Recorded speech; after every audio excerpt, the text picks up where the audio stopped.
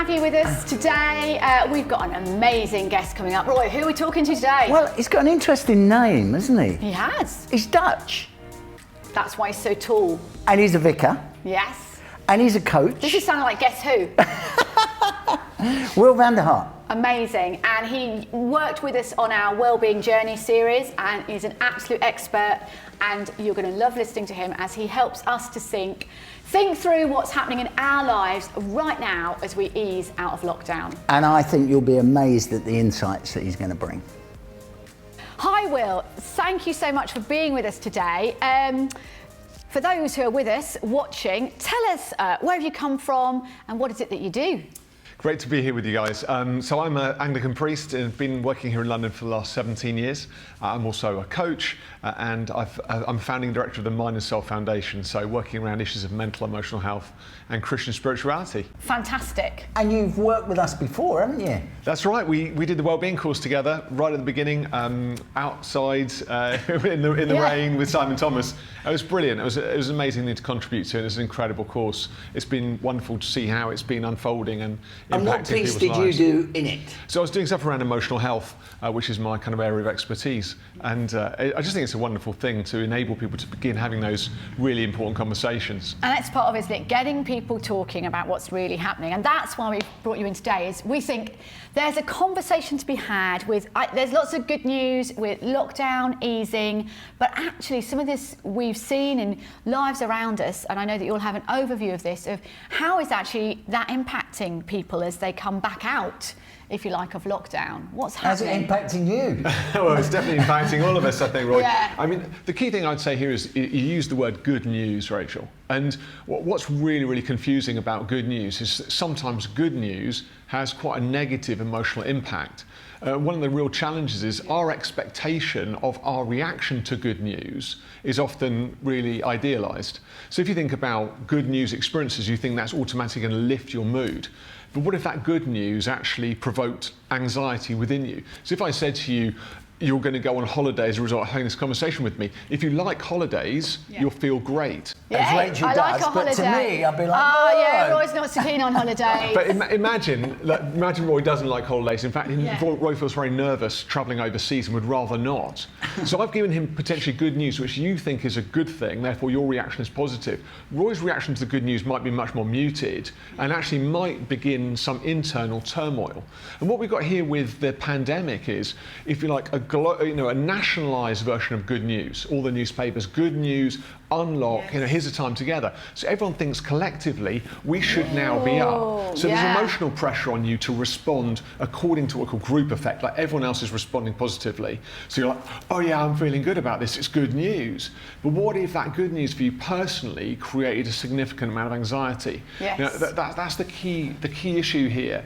And we think about things like the reaction we typically have to costly events. So the Holmes and Ray scale is a psychological scale which identifies not just the impact of bad events, difficult events, but also the impact of good events. Yeah. So in their scale of over 40 different life events and the costs that they have on your psychological well-being, they include about 6 or 7 different positive events. And they've got 40 of them. Right. Wow. But well, not 40 good ones. There's that's what I mean, in the whole 35 really bad ones. Yes. But then things like getting married. Imagine going up to the altar and saying, you know, this is costing me, 25 stress points. Like, I hope it's worth it. Or you get a promotion at work. I'm sure you don't get that as a vicar, do you? Well, I hope not.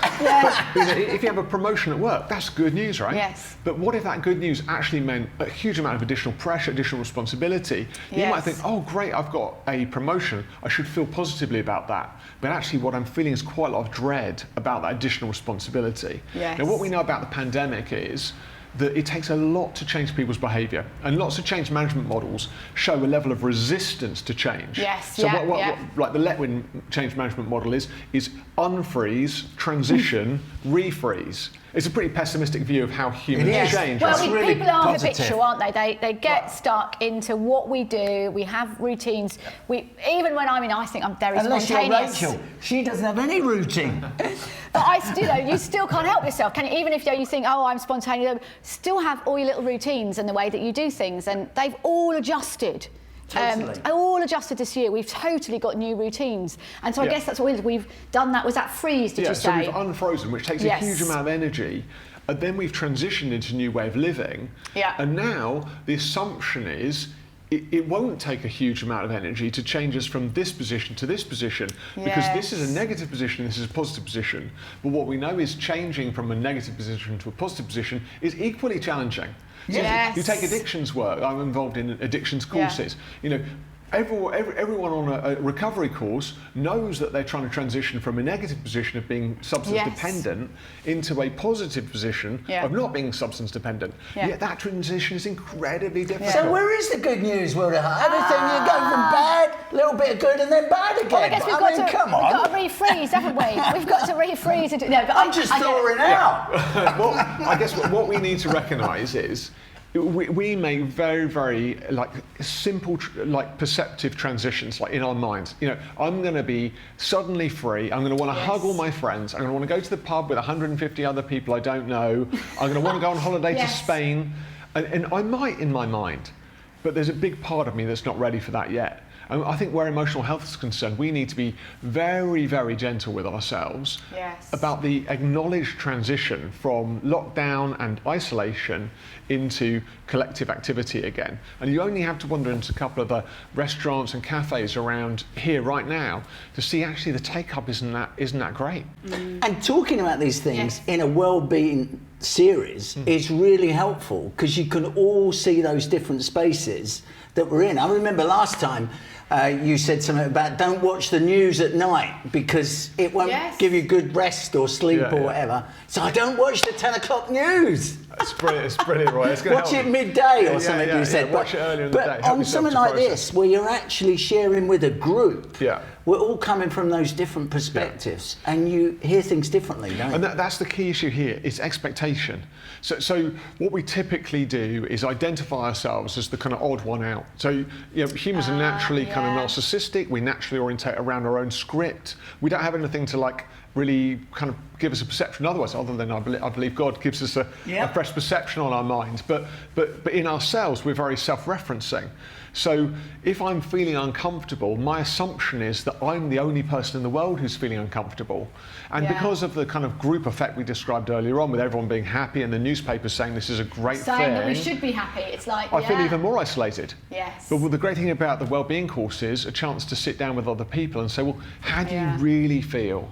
And suddenly you realise that in a room, there might be 20 people in a group all talking about their experiences, and you find that more than half of them are sharing the same anxiety that you're sharing.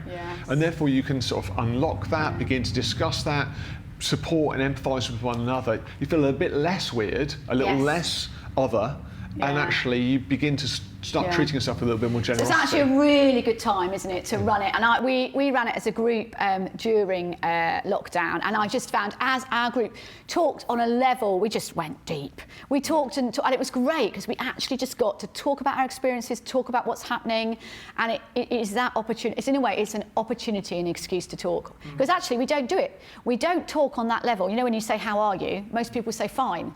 Wouldn't actually, so it gives this people... provokes that, doesn't it? It gives people that chance around to really those share. So we're looking at doing it again, and that's just really helpful, isn't it, to talk about it again? I mean, I think that's one of the key things about Wellbeing course that I would say is this is not a one-stop shop. No. Now, when people think about physical fitness, you don't go to the gym for 8 weeks, work out, get really fit, and then go, right, I've done that now. I don't need to do that again. The thing about the Wellbeing course is actually the best way I could imagine it would be to run it cyclically.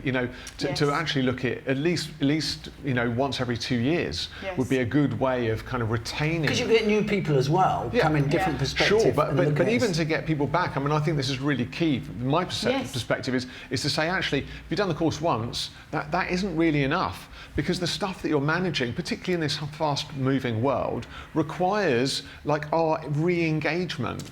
We have to think about this more of a long-term, really engaged part of our personal practice, and also be part of our spiritual practice, because God's talking not just to our minds but to our spirits and to our hearts, and we have to make sure we're engaging our full self with what God might be saying. So I think this is a great tool for now, and it's holistic because it does cover all those bases. And it's thinking actually 3 months from now, that's when a lot of this stuff will really land. Yes, So I think you're it's right. like- And it's- so we need to get that. Right. We need to get people talking. So has your ready. church done it yet? No, we're going to do it in September, Roy. Well, listen, Lined Will's up, doing see? it in September, Lined up, so you yeah. need to do it in September Absolutely. if you haven't done it already. And we've got these super little booklets that you can use if you just want to get the topic going.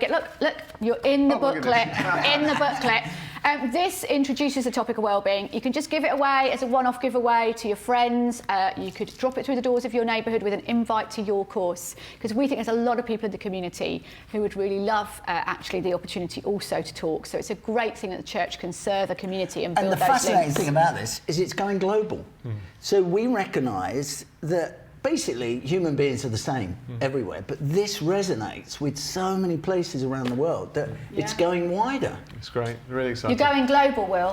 You may have already gone I don't global. want to go global, but you guys do You see, that was it. Good news or is it a stress point going got global? stressed out. I'm feeling anxious now. It used to freeze again. We're just so thankful. Thank you that you could come and be with us again amazing. today. We It's an really amazing thing. appreciate your wisdom. Yeah, we Thank appreciate you. you loads. Thanks for what you do.